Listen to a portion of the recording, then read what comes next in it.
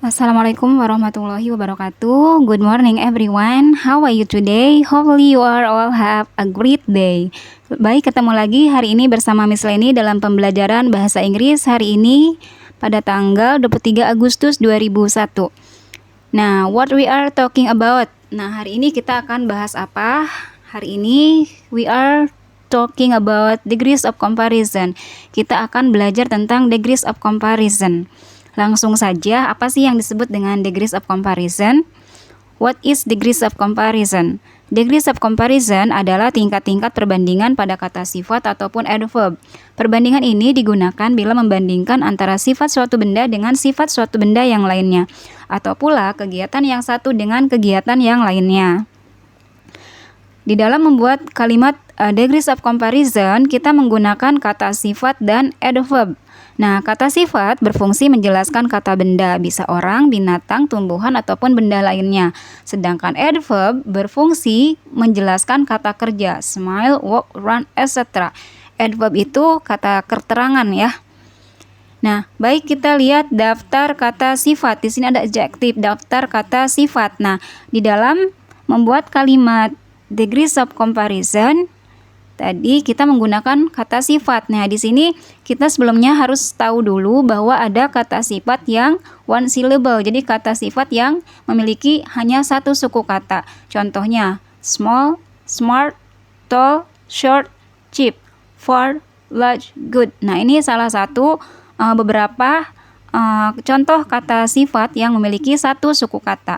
Kemudian nanti juga ada kata sifat yang memiliki 2 suku kata, 3 suku kata, atau lebih. Nah, ini contohnya expensive, interesting, responsible, beautiful, diligent, stupid, difficult, modern. Ini contoh-contoh yang beberapa contoh yang ada. Misalkan 2 suku kata nih. 3 suku kata. Expensive, kan 3 suku kata. Responsible, 4 suku kata. Beautiful, 3 suku kata.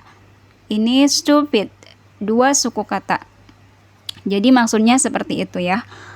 Oke, kita lihat yang tadi dalam membuat kalimat degrees of comparison harus memakai adverbnya. Adverb yang digunakan di sini adalah kata keterangan cara atau adverb of manner. Contohnya beautifully, clearly, slowly, shortly, nicely, seriously, quickly, fluently, happily, carefully. Nah, kurang lebih beberapa contoh yang diberikan. Nanti selebihnya kalian bisa mencari sendiri beberapa adverb, dan untuk adverb ini nanti akan ada bahasan secara khusus.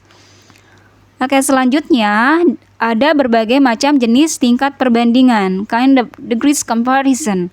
Oke, the first one is positive degree, tingkat biasa. The second one comparative degree, tingkat lebih. And the third one superlative degree, tingkat paling. Nah, yang akan kita bahas hari ini adalah positive degree, tingkat biasa. Kita cek bersama-sama apa itu positive degree. Positive degree adalah kata sifat atau keterangan yang digunakan untuk menyatakan tingkatan yang biasa atau sederhana atau setara. Artinya, 2 orang atau 2 benda yang memiliki kualitas yang sama, kualitas yang setara. Misalkan sama-sama cantik, sama-sama pintar, sama-sama menarik, sama-sama rajin. Nah, contohnya seperti itu. Kita buat contohnya misalkan, Rudy is as smart as Rina. Rudy sepintar Rina, atau Rudy sama pintarnya dengan Rina. Artinya kalau Rudy dapat nilai matematikanya 80 atau 90, begitupun dengan Rina dapat nilai matematikanya 90. Jadi di sini tidak ada perbedaan sama sekali, sifatnya equal, sama. Ya, kemudian yang kedua, Agnes Monica is as beautiful as BCL. Agnes Monica secantik BCL atau sama cantiknya seperti BCL. Ini juga sama. Kalau misalkan Agnes Monica, anggap saja kecantikannya 95%. Begitupun dengan BCL 95%. Oke, contoh nomor 3. John smile as nicely as Armando does. John tersenyum semanis senyumnya Armando. Nah, ini memakai adverb di sini. Coba kita perhatikan bersama-sama. Kalau 2 contoh di atas, smart, beautiful, ini contohnya menggunakan kata sifat. ya. Smart, beautiful ini kata sifat, menunjukkan kata sifat. Maka tadi sudah dijelaskan kata sifat itu menjelaskan tentang orang. Berarti orangnya yang menjelaskan tentang Rudy. Begitupun beautiful berarti yang cantik itu siapa? Berarti Agnes. Nah, kalau yang nicely adverb ini bukan menjelaskan tentang orangnya, bukan menjelaskan tentang si John, tapi menjelaskan tentang kegiatannya, smiles, ya.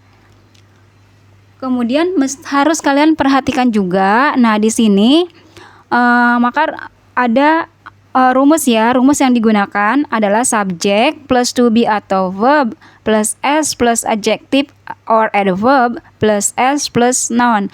Nah, di sini harus diperhatikan. Subjeknya pun harus subjeknya kan subject plus to be. Nah, to be yang diberikan harus disesuaikan dengan subjek yang ada. Kebetulan di sini subjeknya orang ketiga tunggal, he and she, ya. Begitupun dengan kata kerja yang ditempatkan di sini harus disesuaikan dengan subjeknya. Kebetulan di sini subjeknya juga orang ketiga tunggal, yaitu he. Maka ketika ada orang ketiga tunggal, ketemu nanti kata kerja harus ditambahin s atau is. Misalkan John speaks English as fluently as his teacher. Seperti itu ya. Jadi harus disesuaikan. Nah, sebetulnya untuk yang positive degree sangat mudah. Jadi harus diingat saja bahwa ada s plus adjective or adverb plus s. Oke, nanti kalian bisa membuat contoh sendiri. Misalkan contoh lain nih, misalkan I am as tall as my sister. Saya setinggi saudara perempuan saya. Atau misalkan kamu sepintar saudaramu.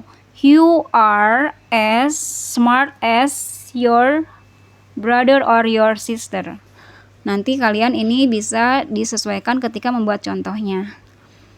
Baik, mungkin itu saja untuk materi hari ini. Terima kasih anak-anak. See you next week. Wabillahi taufiq wal hidayah. Wassalamualaikum warahmatullahi wabarakatuh.